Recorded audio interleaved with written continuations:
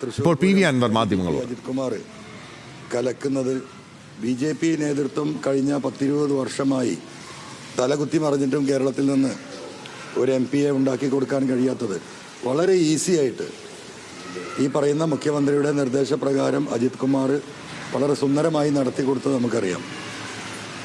അതോടൊപ്പം നമ്മൾ ചേർത്ത് വായിക്കേണ്ട പല ഘടകങ്ങളും ഈ പറയുന്ന ഹിന്ദുത്വ തീവ്രവാദവുമായി CPM ലീഡർഷിപ്പ് അടുക്കുന്നതിൻ്റെ ഒരുപാട് തെളിവുകൾ നമ്മൾ ഇവിടെ പറഞ്ഞിട്ടുള്ളതാണ്.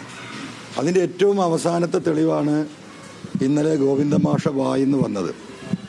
മനുഷ്യൻ്റെ ഹൃദയത്തിലുള്ളതാണ് വായ വഴി നമ്മൾ അറിയാതെ നാവിൽ നിന്ന് പുറത്തു ചാടുക.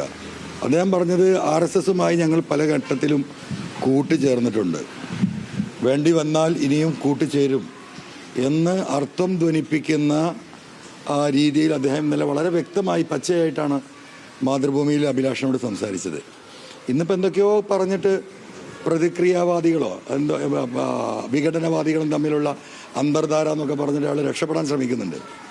പക്ഷേ അത് വളരെ വളരെ വളരെ വളരെ പച്ചയായ സത്യമായി നിൽക്കുകയാണ്.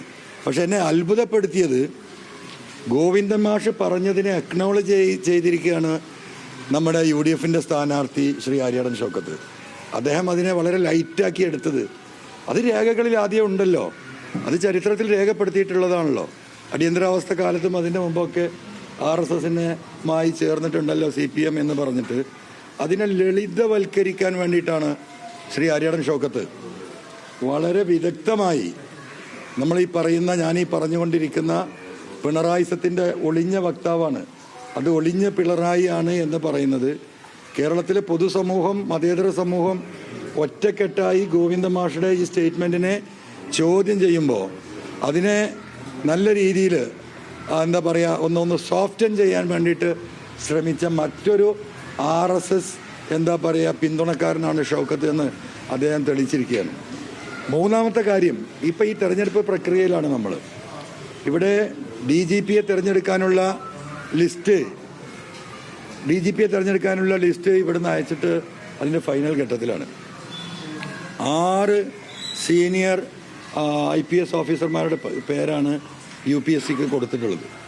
ഈ 6 പേരിൽ നിന്ന് 3 പേരെ സെലക്ട് ചെയ്തുകൊണ്ട് UPSC തിരിച്ച് സ്റ്റേറ്റ് ഗവൺമെൻറ്റിന് അയക്കും.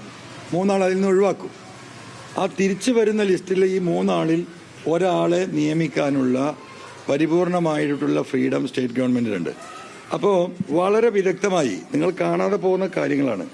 ഇപ്പോൾ ഡൽഹിയിൽ നിന്ന് വന്നിരിക്കുന്ന ഇപ്പോൾ PV അൻവർ മാധ്യമങ്ങളെ കാണുകയായിരുന്നു, രാഷ്ട്രീയ ആരോപണങ്ങൾ ഉന്നയിക്കുകയാണ്.